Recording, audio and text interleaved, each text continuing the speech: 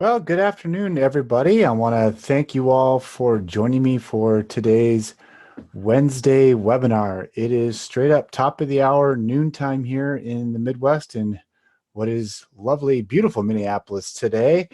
And we will get started with TimeSolv's Wednesday webinar. This is our tips and tricks to get the most out of TimeSolv. Once again, this is Scott Clayson. I'm the marketing director here at TimeSolv, and I am, as always, ecstatic to have you joining us today so that we can show you some of the things about TimeSolv you may not be familiar with. So let's talk about a few details before we get going. Just a reminder that everyone, I believe, should be on mute.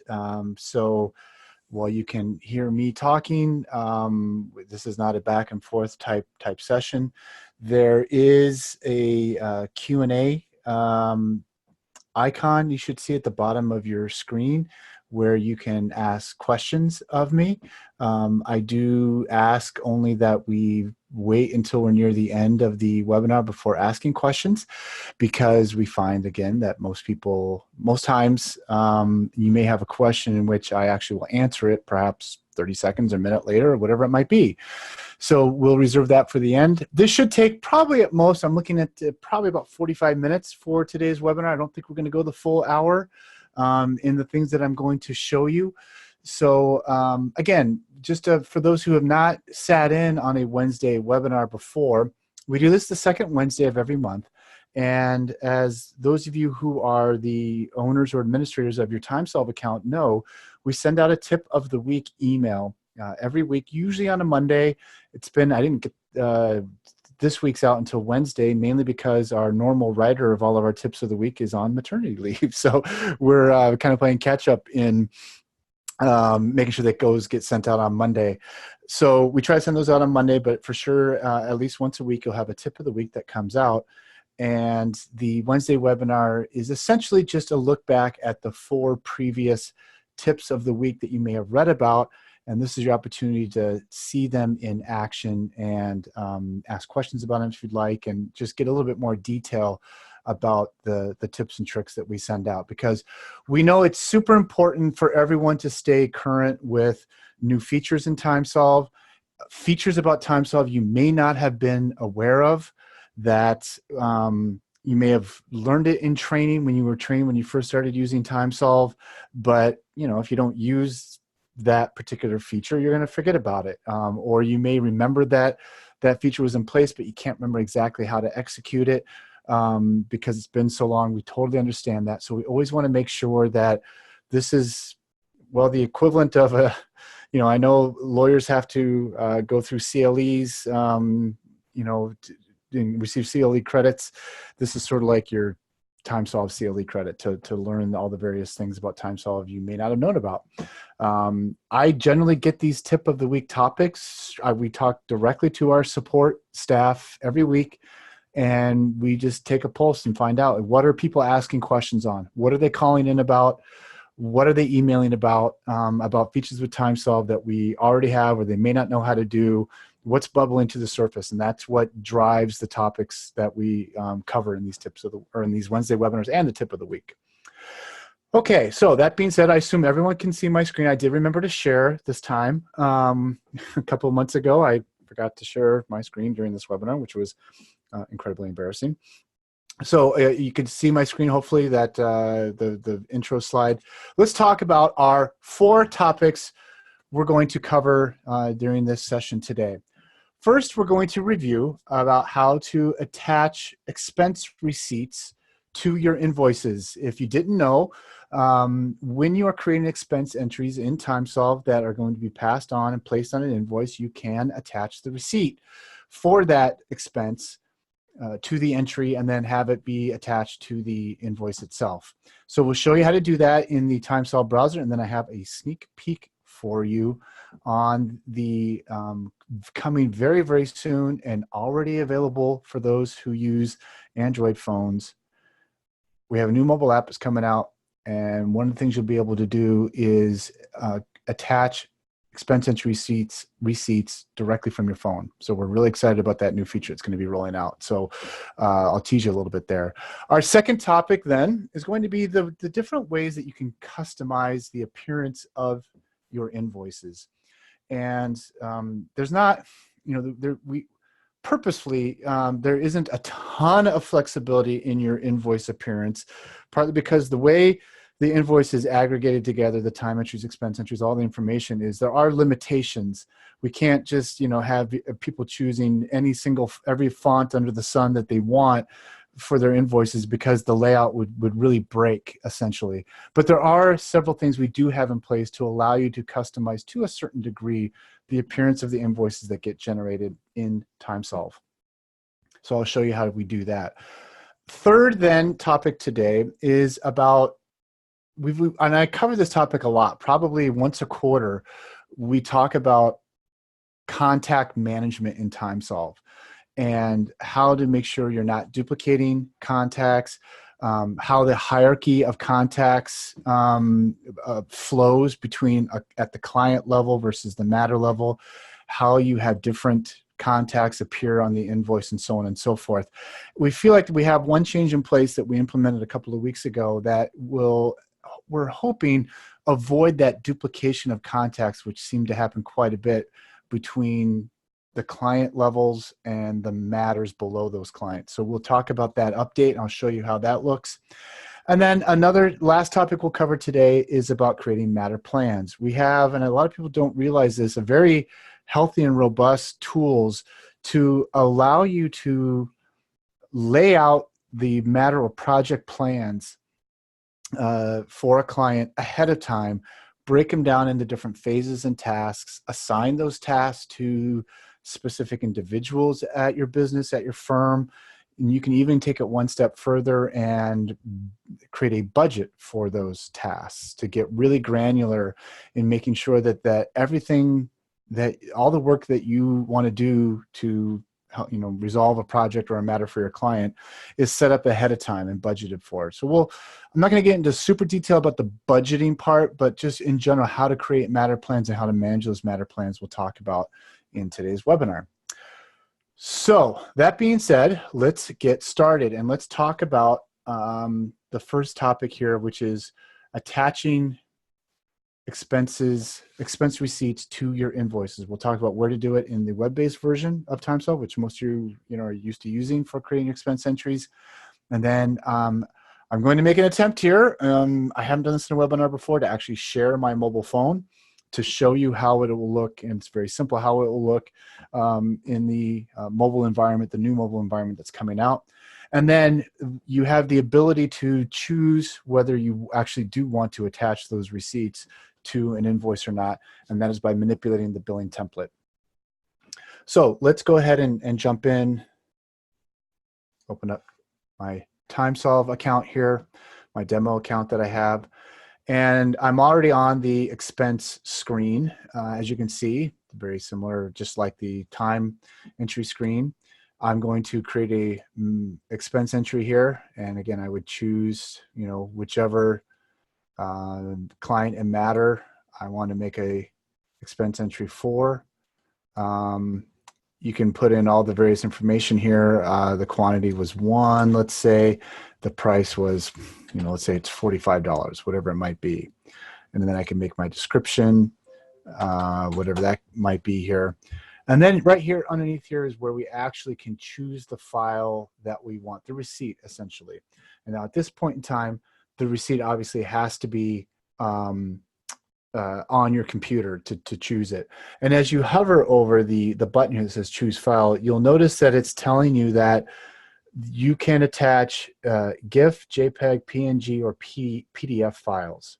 Those are the only those are the 4 formats that you can upload. So in other words, you can't choose a Word document, you can't choose a PowerPoint or anything along those lines. And then the max file size for a receipt is 10 megabytes, which I would be shocked if you had anything bigger than that. If you take a picture, of a receipt and it's bigger than 10 megabytes, you need to knock it down. That's way too big. You don't need to attach or have something that big. So you would simply just hit choose file. You navigate to wherever the receipt is on your computer. In this case, I have a dummy receipt, for example, and I hit, I just choose it and I hit save and new. And it's that simple. And then the receipt is attached and it will be put on the invoice. And if you click on that little, let me do that again to make sure you guys saw that. If you actually want to view the receipt, you can come over here to this little magnifying glass icon. You click on it and it's going to generate this is the picture. I essentially took a picture of a receipt. Okay. So if it's a PDF, it'll show the PDF. If it's, an image like this, it'll show the image and so on. Here's what I'm going to attempt to do to show you.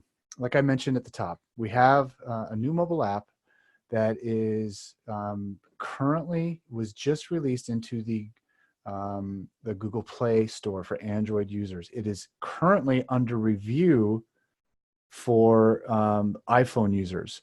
So Apple is doing their iOS preview. For those of you that are somewhat unfamiliar with how mobile apps reach those stores, Google Play, you can submit an application to the Google Play Store and it will be available within a day or so, even within hours.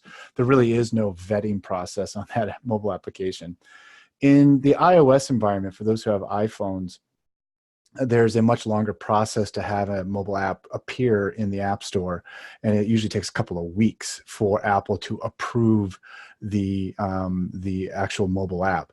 So we've submitted both the mobile app the new mobile app to the App Store for Apple and to Google Play. And so it's now in Google Play. We haven't made the big announcement on that yet because we want to wait until both are available. So this is sort of a sneak peek for those of you who are on the who are on this webinar. This new mobile app is now available in Google Play. And let me hopefully share my phone so I can show you what it looks like to attach your receipt. So I'm going to attempt now to share my screen. And by screen, I mean my mobile phone. And this is actually, there we go. You guys all should see my, I'm on an iPhone, as you can see. Hopefully my wife doesn't send me an embarrassing text message while I'm doing this. But I have the beta version of the new mobile app for the iOS. So I'm going to go ahead and open up the TimeSolv mobile app. I'm going to tap on that little, this is the technical term, hamburger icon in the upper left-hand corner there. And I'm going to do an expense entry instead of a time entry. Then I'm going to tap the plus sign in the upper right-hand corner. And this is where I would fill in all the information that I have that I want to create an expense entry for on my mobile device. Very similar to what you see on a regular time entry or expense entry screen. But more importantly, at the bottom here, you see I have the attach receipt button. I simply would tap that, and I can either take a photo right there. I can literally turn on my camera and take a photo, or I can browse my photo library to a picture that I have already taken. And then once you have that image uploaded, you would simply, hit save. And now, just like in the web-based TimeSolv expense entry creation, you would have that new expense entry with the receipt. So a great new feature that we're rolling out. If you're an Android user, you will need to delete your old TimeSolv mobile app if you have it. This is a brand new mobile app, completely different from the old one. We're not just updating the old one. This is completely different, built on a whole new platform. And so you go to Google Play, you search for TimeSolv, you'll find the new one, download it, log in with your login credentials and so on, and you will be able to start attaching your expense receipts as needed. Okay, so I'm going to stop sharing now, go back to sharing. I'm glad that worked okay, where I could share my mobile app. It was the first time I've ever done that on a webinar, so it went off without a hitch. And like I said, when the announcement comes, when we get the word that it's in the Apple Store, the App Store, that's when we'll do the big announcement to everybody. But if For those of you who, the special few who are on this webinar, if you're an Android user, you are set to roll now. So by default now, when you create an invoice, the expense entry receipt is going to appear on the invoice. If you don't want it to appear, then you would want to modify the template that you're using. So you would go under Invoices to Settings. And under the Flexible Templates tab here, you select, by default, you have the flexible billing template that comes out of the box here. If you just simply click on one to edit, whichever one you have. And under the Expense tab, by default, this down here in the left-hand column at the bottom, second from the bottom, we have the item Attach Receipts to Invoice, and that's automatically checked. So if for whatever reason you don't want to attach the receipts to the invoice to show your client, you would simply uncheck that box, and it's not going to then appear on the invoices. So pretty basic, simple stuff. So that's how you would go about modifying it if you need be. Okay, so let's move on now to our next topic. And that is, speaking of the billing template, we're going to talk about a little bit about how to customize the invoice appearance. And there's really 3 things that you can do to customize the appearance. And that is the size of the font, how the text is aligned for the time or expense entry descriptions, and the line spacing between the descriptions, the time and expense entry descriptions. Okay, so how do you modify those? Where do you modify those? We're going to head right back, stay in here to our billing template area. And you would, again, if you want to, we suggest that you don't do a lot of modification to the flexible billing template default that came with TimeSolv. But if you want to make various modifications, make a copy of it and then rename it, whatever you want to rename it. Like maybe you want to rename it the larger font billing template because you have clients who want it in a bigger font, whatever it might be. But to edit any of the existing templates you have, you would click on the template itself like I just did. And under the Global Settings tab here, you'll notice that under this time and expense category, you can change the font size. And by default, it's small. So you have basically small, medium, large. And what that is equivalent to is 9-point, 10-point, and 11-point font size. And that's really the only options you have. Otherwise, going back to, as I said at the beginning, our developers have learned that having too much flexibility in how you modify the invoice appearance can really kind of break the layout of the appearance under the hood and how these invoices get aggregated together to present the final invoice that you're used to seeing. We had to have some limitations. But we do want to show you that you can change the font size to small, medium, large. The other thing that was a request that we put into place was the ability to justify or not justify the description fields, the time and expense entry descriptions. Check the box, it's going to justify it. I believe, oops, sorry about that. I believe, and let me double check something here. I just want to check one thing on the default. And I believe, yeah, by default, the justify description is going to be turned on.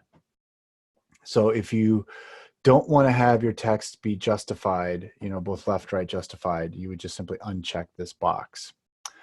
The last thing that you can modify in the appearance of the invoice itself is under both time and expense tab here and how you want your time entries and your expense entries to appear. You'll notice a checkbox in the bottom left column here. It says extra space between rows. Extra space between rows. If you check that, that will place a small bit of extra white space between multiple time entry or expense entry descriptions on the invoice. So let me kind of show you how that looks in reality. Let me take a look at a draft invoice here. Let's let's take a look at this one, this August webinar one. And I'm going to click on the dollar amount as we do to edit, and I'm going to go ahead and edit the billing template. Well, first of all, let's just look at it. Hang on, let me just double check. Let me get too carried away. We're at small font size. We're at checking the box extra space between rows for the time entries. And I do have, I believe, multiple time entries here. I do. So I'm going to download this invoice, and it's going to open up for me in Adobe. There we go. I close out I have some old ones open here.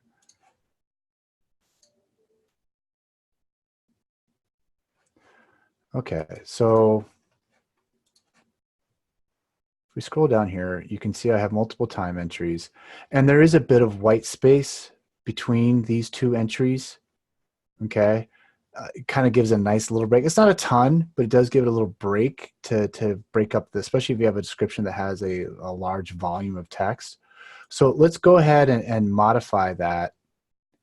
And I'm going to go back to the General tab. Let's edit the billing template. And for the time entry, let's uncheck this box. Hit Update. Let's download that invoice again so you can see the difference.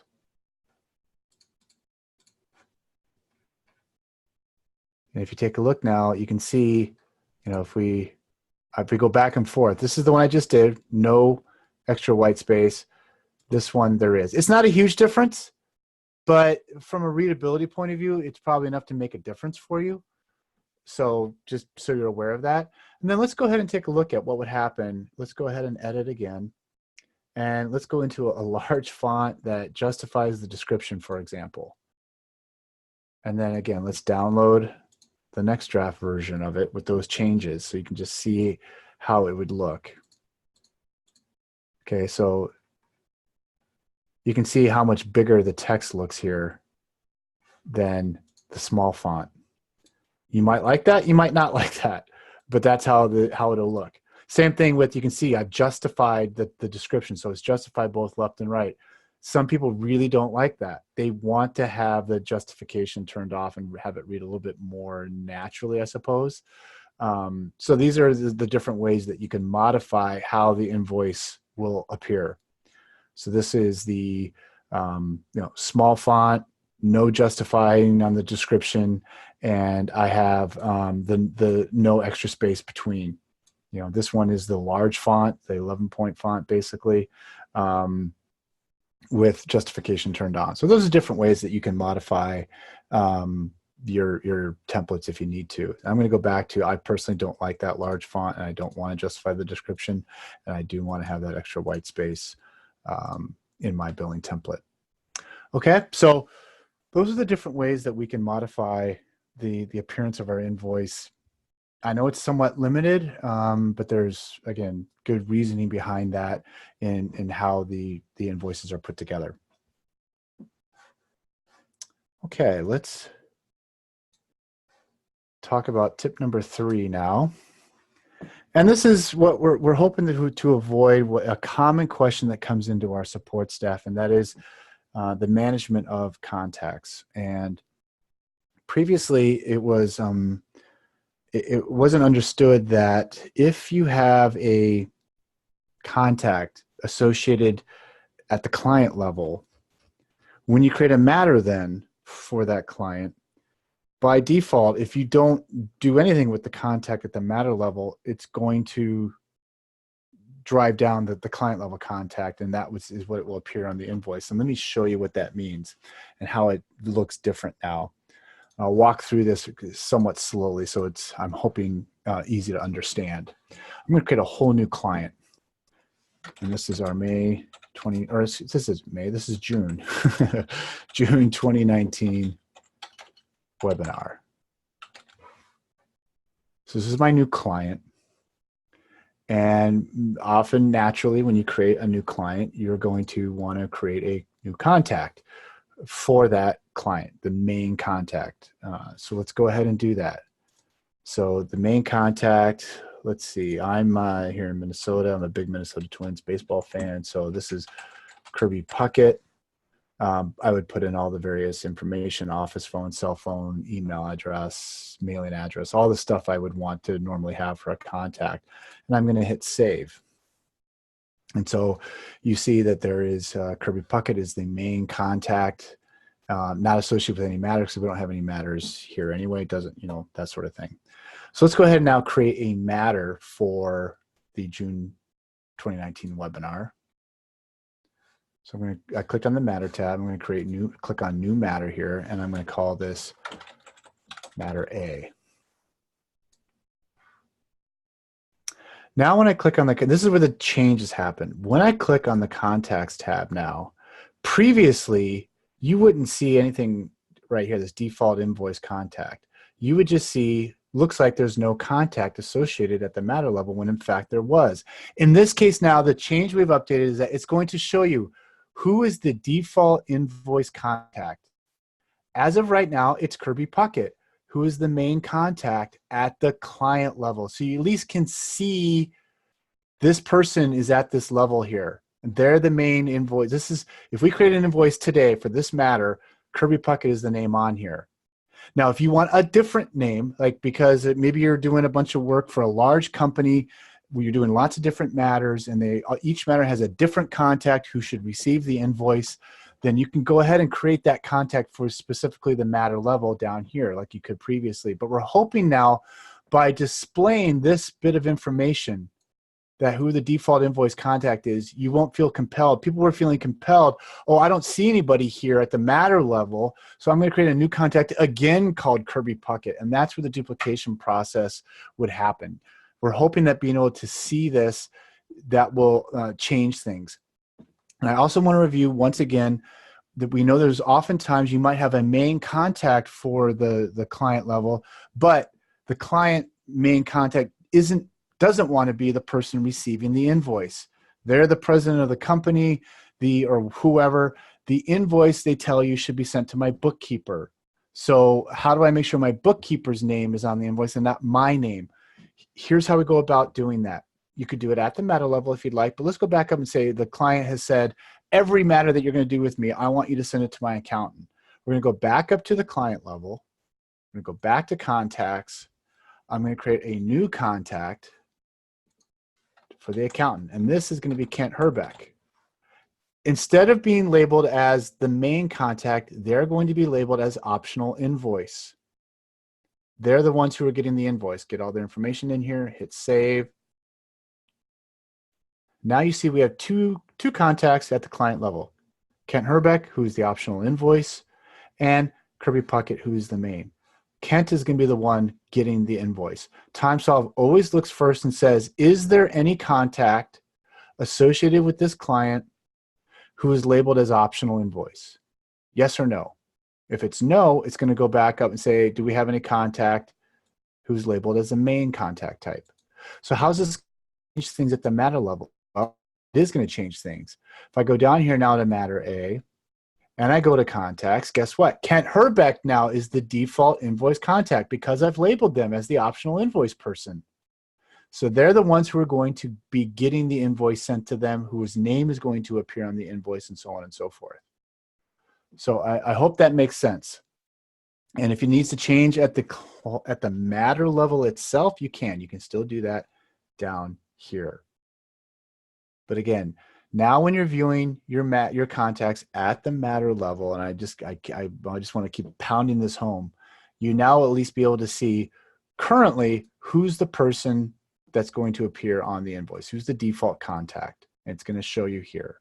Then you can make whatever modifications you need to make. But we're hoping that you won't end up making duplicates, creating duplicates as often as it was happening previous.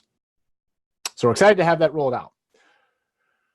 Okay, let's talk Is this our last topic already? Yeah, we are. On to our last topic, and that is creating matter plans. And where you do that at the matter level, how you can go about managing that. We'll talk about assigning professionals to matter plans. We'll talk about how you can create phases, tasks, and milestones, and you can save those as templates to reuse for other matters in which you're doing the same exact work, which for a lot of law firms, that is the case. And then we'll talk briefly about how you can actually budget time, fees, and expenses for each task that you create in your matter plan.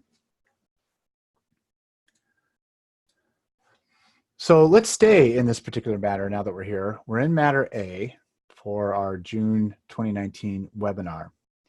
If I'm going to create a matter plan, I first need to determine who am I going to be assigning specific people in my firm to work on this plan, on the tasks I'm going to create in this plan. If the answer is yes, the first thing you want to do when you're in this matter is go to this assignments tab and determine who amongst all my professionals are going to be assigned here. And you would simply come over here and say, yeah, I'm going to have Doug Cosby, Tony Hill, and Dennis Thurmond work on this particular matter. And I'm going to hit Save Assignments now. Then I would come over right next door, the next tab over to the matter plan. And this is where you would say, is there going to be a professional assignment required for these tasks that we're going to be creating or not? So you can check or uncheck them as you see fit. And once you do that, you can determine, is it going to be required then on time and expense entries that they choose the task they're working on. You don't have to have that turned on. So you could create tasks in which there isn't a requirement to assign it to a professional. But in this case, we're going to turn those back on. When you turn one on, it turns when you turn the professional assignment required on, it automatically designates that the time and expense entries, that's a required field to fill out what plan task are they working on. So now we can start, just fresh here and say, hey, let's create the different phases. This is just project management. And this is just matter planning. You want to create, what are the different phases of work I have to do? Maybe it's discovery work is your first phase. Then it's, I don't know, I'm not a lawyer, so I can't articulate very well, I suppose, how the different phases you might have. But let's say you have a intake phase, and then you have different tasks you have to accomplish during the intake of a new client or a new matter that you're working on. And then you have the discovery phase, and then you might have the actual work, whatever you want to call that, and maybe there's a deposition phase, whatever it could be. But this is just a way of chunking. Phases are just a way of chunking the tasks you're going to create so that it's not just a long laundry list of tasks that aren't terribly organized. So we're just going to categorize. So let's just call this new phase, this is our intake phase.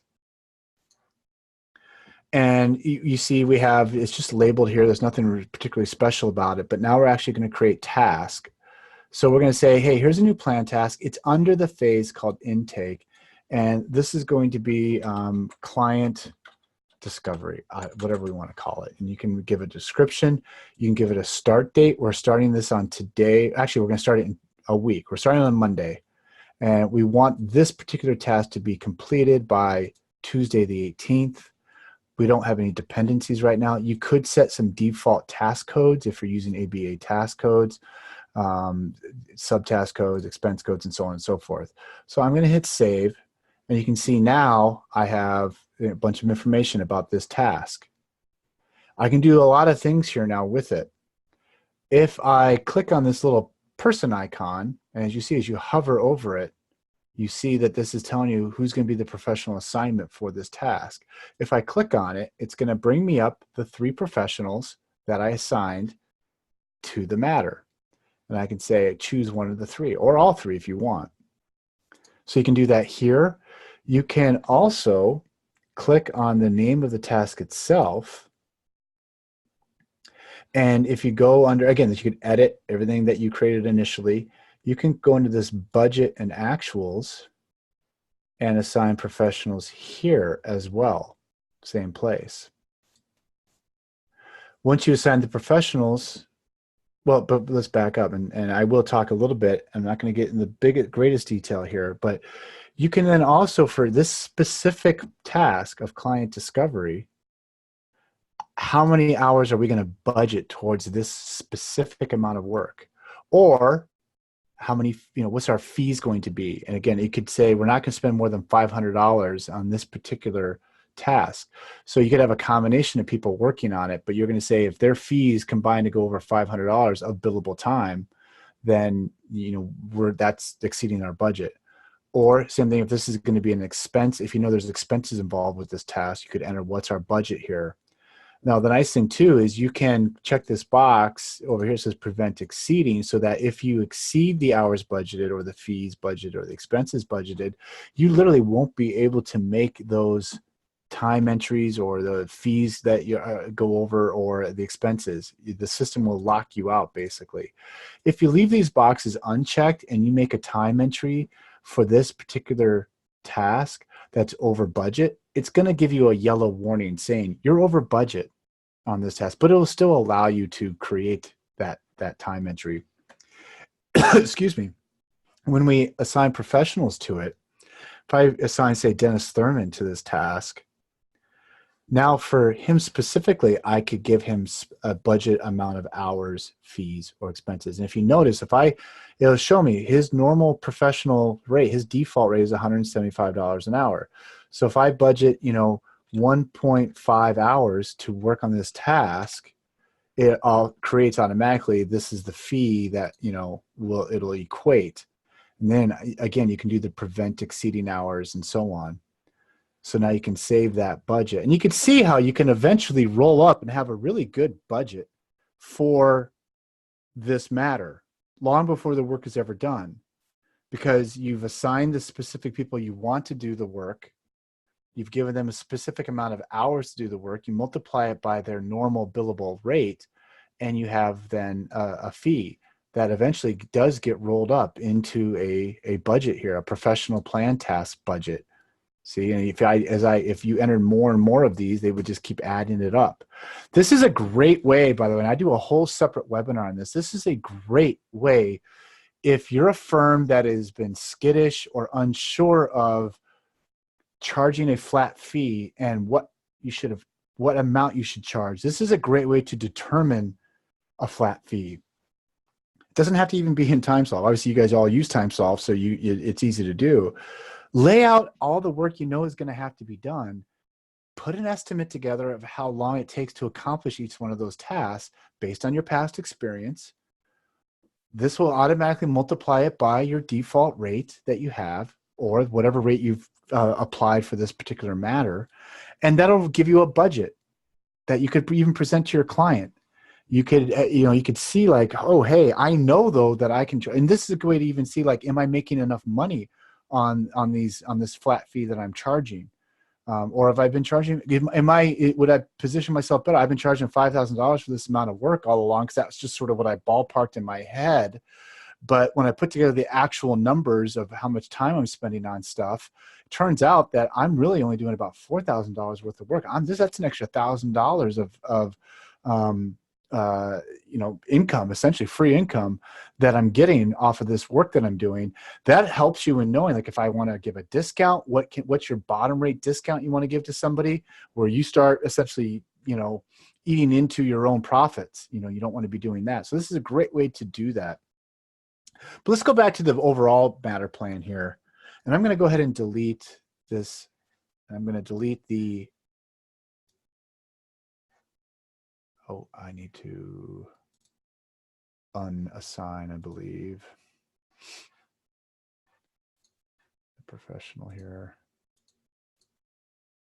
Yeah, because I had a budget in place. So let's delete this. There we go. And let's go back to our plan. Cancel that. Now I should be able to delete this, and then I'm going to delete our phase.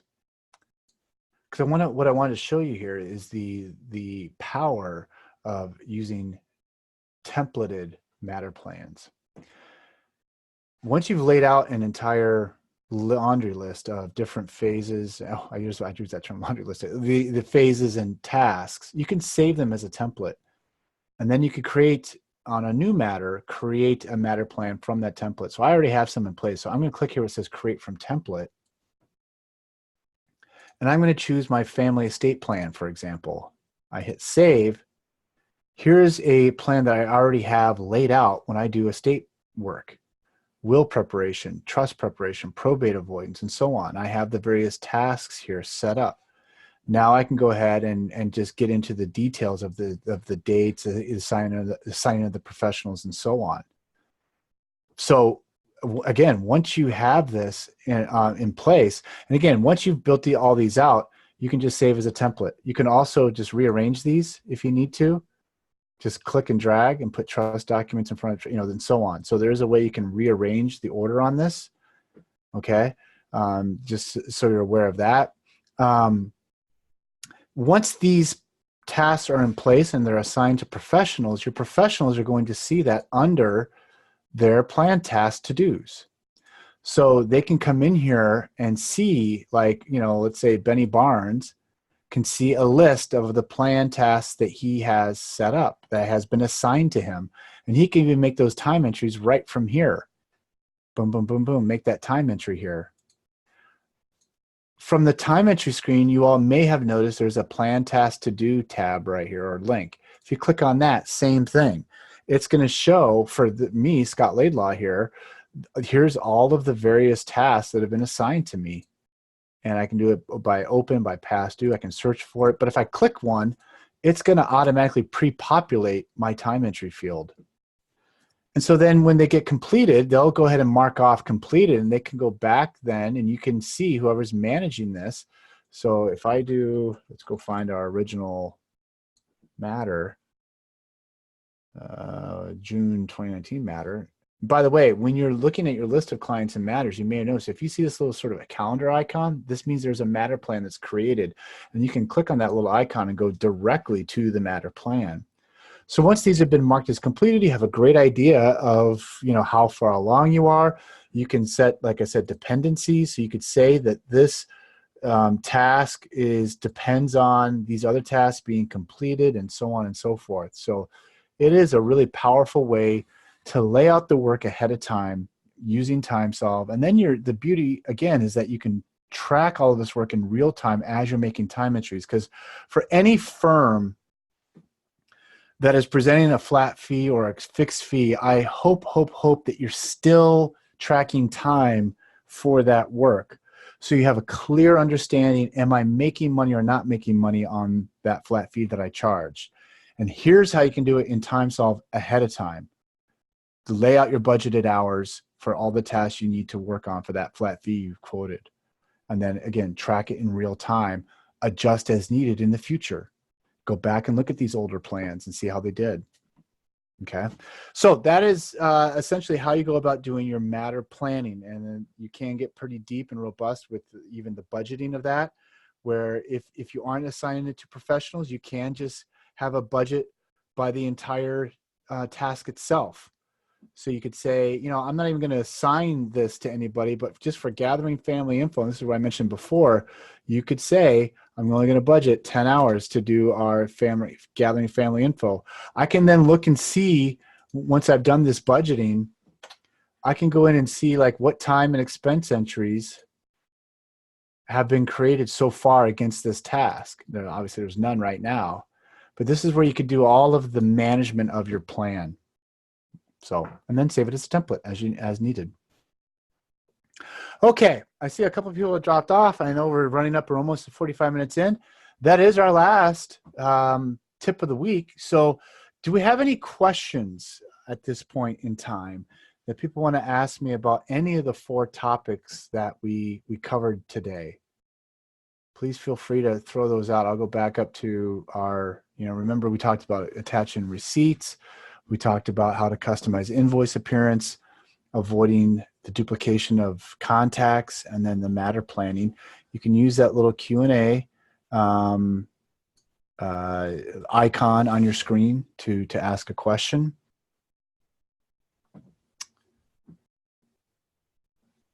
Well, I don't see any that are coming in here. I just want to remind everybody as well, for any questions that you do have about anything with TimeSolv, you can always contact us at support@timesolv.com.